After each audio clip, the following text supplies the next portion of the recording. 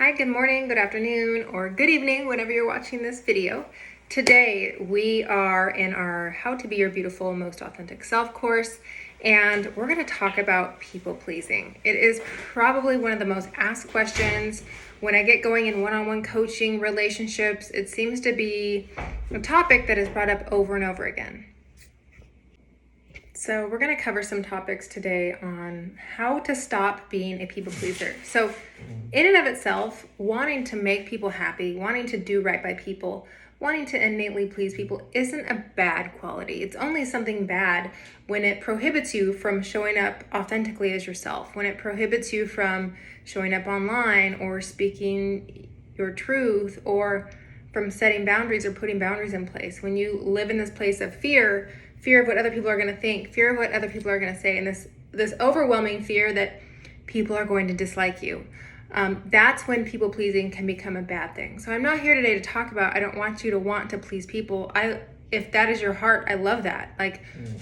We want to do well by other people. We want to all help other people and serve them, but we need to do it in a way. We really can't truly connect with people unless we're showing up as our own authentic self. So I have some notes here I want to talk to you about today. The first one, when we're talking about people pleasing tendencies that hold us back, is that we need to recognize our own patterns. So the first step to adjusting some of these negative people pleasing tendencies is self-awareness, right? You need to take a moment to reflect on your own behavior, your own situations where you tend to prioritize other people's needs over your own. So recognize the signs of people pleasing, which would mean excessive agreeability, fear of rejection, difficulty asserting yourself, constantly apologizing when you haven't done anything wrong. Those are all very clear indicators of someone that is just in the pit of self-pleasing tendencies. The next thing I want to talk about is understand your motivations. So explore the reasons behind your people-pleasing tendencies. It could stem, a lot of times it can stem from deep-rooted need for approval, like a fear of conflict, low self-esteem, and oftentimes these come from childhood. They can come from tumultuous homes where you have always had to walk on eggshells.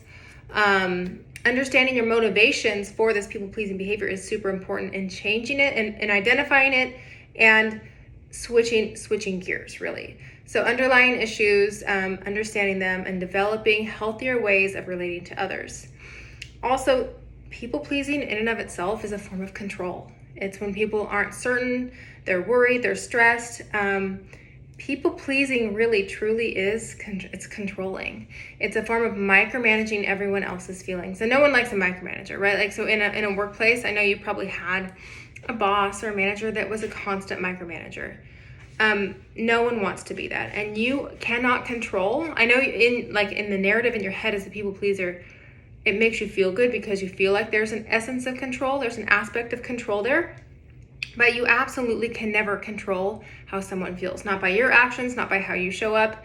No matter what, it is a losing battle. You could show up and be the fakest, most inauthentic, imperfect self to please someone else. And guess what? At the end of the day, there's still going to be people out there that don't like you.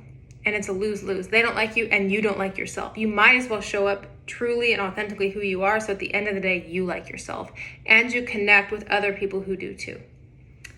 Number 3 is I would like for you to assess the impact on you. People pleasers are always, like I said, they're putting other people's priorities over their own. Well, I want you to take a step back and I want you to assess the impact on you. I want you to consider the toll that people pleasing takes on your emotional and your mental well-being. Constantly putting other people's needs ahead of your own can lead to burnout. I see it a lot in the industry that I'm in currently. I see it a lot in multi-level marketing because you're having to be everything to everyone. You have no time boundaries. You have no limits. You just are so giving of yourself all the time because you're just deathly afraid that someone will be like, oh my God, she wasn't there for me. She wasn't available for me. She wasn't this. She wasn't that. She wasn't this. And it can give you a really diminished sense of self. It's oftentimes why I see people leaving this industry. It's not because they weren't successful. It's because they reached a certain level in leadership and they were exhausted. And no matter what they do, they couldn't please everybody else because they were trying to please everybody else instead of leading. Instead of leading them, they were managing. So I want you to think, can you really truly connect with people based on a fake version of you or a watered down version of you? And the only way you really truly find happiness in life and fulfill your soul purpose is when you understand what your values, your core values, and your passions are, right? And you start showing up as yourself. And so at the end of the day, when you are watering yourself down to please everybody else, the impact that that has on you is immense. It is immense. You feel it in here, you feel it externally, it affects relationships with people. So when you people please, your worth and how you view yourself is built on really like shaky ground. And you're constantly downing yourself. And instead of showing up confidently, right, as your most beautiful, authentic self, you're showing up with insecurity and a lot of self-doubt. And it's based on, you base your self-worth on what other people think. And so if people are happy with you, you're happy with you. But if people are upset with you, if people don't like how long it took you to get back to them, they don't like the vacation you went on, whatever it is, they don't like the dog post you made, if they're unhappy with you, you're unhappy with you. And you cannot live your life based on your view of yourself based on other people's opinions. It's going to be constant roller coaster of emotions for you when you have so much more to offer the world. Number 4, I want you to identify your needs and I want you to set boundaries. Begin small. They don't have to be huge, like you don't have to go out there and start a hot topic debate, but I do want you to understand something, and that is that no is a complete sentence. No is a complete sentence. People pleasers have the hardest time with saying no. Oftentimes, if you're a people pleaser, you will take on extra tasks even when you're overwhelmed and busy yourself, because you want to make people happy. But you need to identify what your needs are so that you can show up and serve people in a true, authentic way. And I want you to not a no, I wish I could, not a no, I could later, not a no with a reason or excuse behind it. I want you to get really comfortable with just saying no or no thank you. No or no thank you. That is a complete sentence. It is not, and again, people pleasers are like, oh my God, what if she thinks I'm rude? Stop. Again, you're so concerned with what other people's thoughts are over you that you can't even use an actual simple no. No is no. You're allowed to say no. I encourage you to be clear and concise on your no. Stop giving reasons, stop giving backstory, stop giving testimony, stop giving everything behind a no, and learn that no is a no. Or a no thank you works perfectly well as well. If you struggle with this, it's a good, clear indicator that you are a people pleaser. Next, I would like for you to say what you mean and mean what you say. I say this a lot, and it's something that I'm proud of because I've had to work on it. As a female that comes from a male-dominated workforce, and now I'm working with all women, it has been a huge shock to my system. I don't work with all women, but I'd say I work with 99% women now, because I see this huge dichotomy, right? And women traditionally are so afraid to just use true, authentic words. It's like they feel the need to water themselves down.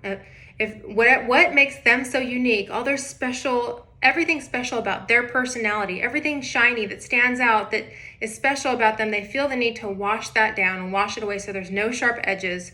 So they're just walking on eggshells all the time for fear of what someone else would think about them. And if you are in the workforce, and I know most of you are, a lot of the times that involves leadership, and it involves stepping up, and it involves helping other people, and leadership involves having hard talks with people. It involves accountability on some level. It involves leadership is not just like, rah, rah, you're great, sweetie, oh, you're doing amazing, Kris Kardashian, the meme. That's not what leadership is. Leadership is having hard conversations. And I need you to get comfortable with saying what you mean and meaning what you say. An example of this, and I like to compare, because language is language. The only time you need to make it different is when you have perceived or you're worried about what someone else will think about you. So a man in a workplace, in my old workplace, if let's say someone had an assignment and there was a deadline attached, a man boss would send the email out to a female and say, hey, I noticed you didn't get your project done. The deadline was yesterday at 3 p.m. Please have it on my desk today by 3 p.m. Simple, concise, to the point, right? There's no It wasn't hurtful. It wasn't mean. It wasn't rude. It just is. It just is, right? No one's overthinking. It didn't take them 10 minutes to write the email. What needs to be done, let's get it done. Let's handle it. Let's treat them with respect. Tell them what they need to do, right? Use the word please in there. A female supervisor. Now, this is just from my observation. This isn't across the board, but I see so many of my fellow women doing stuff like this. And I'm just going off the top of my head, but hi, Sally. Hope you had a great day today. I saw you at lunch. Not sure if you know or if you remember, but yesterday's assignment was actually due at 3 p.m. I haven't seen it, but if you wouldn't mind terribly, if you could reorganize some of the things that you're doing and maybe get it to me by today, I would super duper appreciate it. Thanks so much. Do you see the difference there? And really, in essence, all you need for them to do is do their job and get it to your desk. But there's like this female hang up of, I can't be assertive. I can't be a strong leader. I can't say what I mean and mean what I say. And they put 18 pounds of fluff and shit in there. So, the worst thing ever. Oh no, I wouldn't want someone to think that I'm their boss. I wouldn't want someone to think that they actually have to do their work or do an assignment. What if they think I'm mean? And I would encourage you to drop that, because you're now micromanaging their emotions, and you're associating your worth with what they think about you. Say what you mean and mean what you say. Number 6 today is let them. You have got to accept and allow people to have their feelings about you. People are going to have their feelings about you, okay? They are. They absolutely are. And you know what? It's absolutely none of your damn business how someone feels about you. What someone thinks about you, how someone feels about you, it should be none of your concern. You should be so focused on serving and loving and showing up and helping other people and being who you are authentically that you are not concerned with what people are thinking about you. That should never enter into the equation of what you do. If you do, you're doing it wrong. So stop watering yourself down. Stop not saying your truth because you're so afraid of how someone is going to react. You're so afraid that people are going to have thoughts and feelings. They're going to have thoughts and feelings. You could show up as fake as you are, as fake as you want, so inauthentic, just watered down, boring, dull, average, and people will still have thoughts and feelings about you. They're going to find some flaw there too. They're going to talk some shit no matter what you do. Show up as your true authentic self. I know it's scary, right? It's putting yourself out there, but it only is if you make other people's thoughts and feelings your business. It's not. It's really not at all. It's their business. How they choose to feel is a choice, and it's theirs to make. You have to allow them to have that. You cannot, this is where it goes back to control. You have to relinquish control. You cannot control how people think and feel about you. Number 7, it kind of rolls into number 7, but you are not responsible for how people feel, okay? It's not your responsibility. There are so many people that feel like, oh, I'm causing someone to feel this way. I'm causing her to feel this way. I'm causing her to not like it. I'm causing her to not want to do this business. I'm causing her to want to quit. No, you. That's again, a form of control, a form of micromanaging. You're making yourself responsible for someone else's feelings. Then that becomes your burden. It is absolutely not. People have a choice. People have a choice to communicate. They have a choice to do and feel and think however they want. And if someone gets upset, again, that is a choice that they have made. But you are never responsible, ever, ever, ever, for how someone else feels. We are all in charge of how we feel. Okay, if I'm feeling some kind of way, I'm not going to go blame some random person on the internet for making me feel that way. I will explore my own triggers. There's something in there, some reason why I'm feeling that way. That's on me to figure out. It is not someone else's responsibility. Which leads us to the next point. If someone is triggered, they have a choice. If someone is upset or has a negative feeling about you or doesn't like you, that's a choice they choose to make. They could opt to be curious. They could opt to give you the benefit of the doubt. They could ask clarifying questions. They could look into it. They could do some deep personal work where they're like, God, why am I so upset at this? Why am I triggered by this? I know that I do. I know that a lot of times, especially on social media, people will say things that kind of grind my gears. And instead of me being mad at them and having thoughts about them, I look inward. I do a lot of deep personal development. I think, why am I feeling this way? Why does what this person said make me feel this way? Why am I having a guttural response? And almost always it comes down to beliefs, to limiting beliefs I have with myself and insecurities I have with myself. And it causes a lot of deep work. So if you're doing or saying something that causes someone else to have a trigger, That's their own insecurity and their own limiting belief, and you cannot control that. They have to do the work to work through that. You cannot. Last but not least, I would like for you to seek support. That's what you're doing right now. Signing up for courses, personal development. This is where the work gets done. You have got to surround yourself with people that are going to challenge you to be you. Changing deeply ingrained habits can be very, very challenging. So don't hesitate to seek support from friends or family or like even a therapist. Honestly, psychotherapy has been amazing for me in my past. It can give you I think therapy is great. It can give you strategies. It can give you guidance on how to overcome these people-pleasing tendencies and get a healthier sense of self. And so I like surrounding myself with other people that I feel are showing up very authentically. If I surround myself with a bunch of people pleasers, they're going to give me people-pleasing advice.